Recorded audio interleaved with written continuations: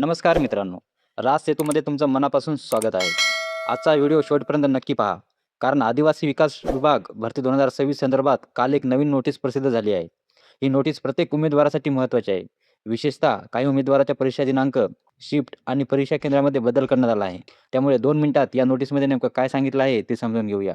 चला तर मग सुरुवात करूया. सर्वप्रथम ही नोटीस आदिवासी विकास विभाग भरती 2026 मधील चौकीदार गट पदासाठी आहे. आता पहिला महत्त्वाचा मुद्दा, एकात्मिक आदिवासी विकास प्रकल्प चंद्रपूर अंतर्गत अर्ज केलेल्या काही उमेदवारांची परीक्षा आधी 28 जुलै 2026 रोजी होणार होती. मात्र आता ती बदलून 2 ऑगस्ट 2026 रोजी घेण्यात येणार आहे. त्याचबरोबर त्यांच्या शिफ्टमध्येही बदल करण्यात आला आहे. आता दुसरा महत्त्वाचा मुद्दा, काही इतर उमेदवारांचे परीक्षा केंद्र बदलण्यात आले आहेत, मात्र त्यांची परीक्षा तारीख बदललेली नाही.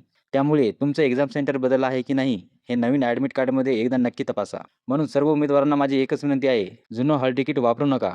अधिकृत वेबसाईटवरून नवीन रिवाइज ॲडमिट कार्ड डाउनलोड करा आणि त्यावरील एक्झाम डेट, शिफ्ट आणि एक्झाम सेंटर काळजीपूर्वक तपासा. जर तुमच्या मित्रांनाही या भरतीसाठी अर्ज केला असेल तर हा व्हिडिओ त्यांच्यापर्यंत नक्की शेअर करा.